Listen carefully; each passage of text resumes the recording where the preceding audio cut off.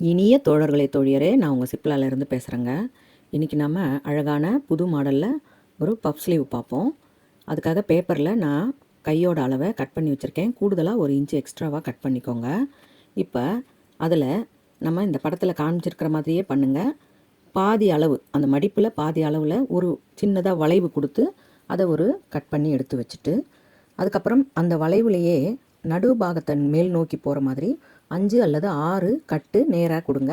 பேப்பரை முழுமையாக வெட்டாமல் அந்த முனை கொஞ்சம் அப்படியே இருக்கிற மாதிரி கட் பண்ணிவிட்டு, அதுக்கப்புறம் கையுடைய நல்ல மேல் பாகம் துணி இருக்கு இல்லையா, அந்த நல்ல துணியில் லைனிங் துணியும் சேர்த்தும் வச்சோம். ரெண்டுமா ஒன்றா வச்சு இப்போ நீங்கள் அதில் அப்படியே பிரித்த மாதிரி வைங்க. நமக்கு இந்த கட்டு போட்டோம் இல்லையா, அந்த இடத்துல தான் நமக்கு பஃப்ஸு வரப்போகுது. அதனால் அதை அப்படியே விரித்த மாதிரி வச்சு அது நகராமல் இருக்க எல்லா இடத்துலையுமே பின் போட்டு செக்யூர் பண்ணிக்கோங்க.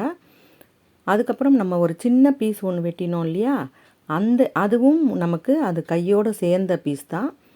அதையும் பின் பண்ணி அதையும் தனித்தனியாக ரெண்டுமே அழகாக வெட்டி எடுத்துக்கோங்க. இப்போ நம்ம அதை அப்படியே நம்ம மிஷினில் வச்சு தைக்கும் பொழுது ஒரு பேப்பரும் இன்னொரு அந்த 2 எண்டுமே ஒன்றா வரணும். அப்போ அந்த பேப்பருடைய முழு அந்த பழைய கையுடைய நார்மல் அளவுக்கு வர்ற அளவுக்கு நம்ம அந்த இடைப்பட்ட பாகத்தை மடித்து வச்சு தைக்க போகிறோம்.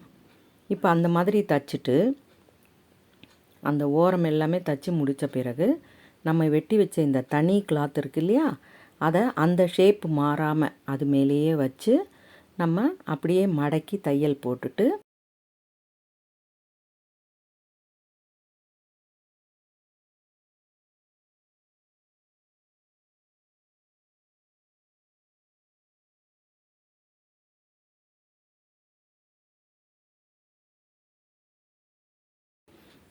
இதுக்கப்புறம் கையுடைய பார்டரை அதில் ஜாயின் பண்ணிடலாம்.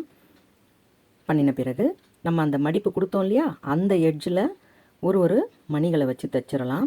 எக்ஸஸாக இருக்கக்கூடிய கிளாத்தை எல்லாமே கட் பண்ணிட்டோம்னா அழகான புது மாதிரியான பஃப் ஸ்லீவ் தயாராகிடுச்சு பாருங்கள். உங்களுக்கு பிடிச்சிருக்கா? வீடியோ பிடிச்சிருந்தால் லைக் கொடுங்க, கமெண்ட் கொடுங்க, ஷேர் பண்ணி சப்ஸ்கிரைப் பண்ணுங்கள். பெல் ஐக்கான் அழுத்தினா நான் போடுற வீடியோஸ் தொடர்ச்சியாக உங்களுக்கு கிடைக்கும்.